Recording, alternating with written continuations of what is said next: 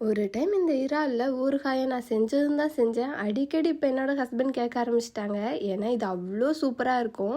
First ஒரு கடாயில் 1 teaspoon கடுகு, 1 டீஸ்பூன் வெந்தயம் இப்படி டப்பு டப்புன்னு வெடிச்சதும் எடுத்து இடித்து பவுட்ரு பண்ணிக்கோங்க. அப்புறம் 1/2 கப் நல்லெண்ணெயை ஊற்றி அதில் 1/2 கிலோ இறாலை போட்டுட்டேன்.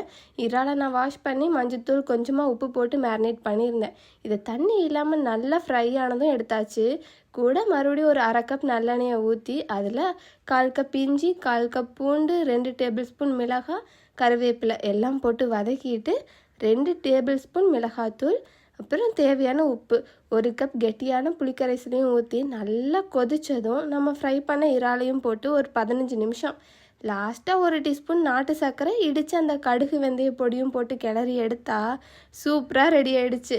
ஒன்ஸ் ஆறுனதுக்கப்புறம் நல்லா கெட்டியாகி டேஸ்ட்டு வேறு லெவலில் இருக்கும். ட்ரை பண்ணதில்லைன்னா ட்ரை பண்ணி பாருங்கள்.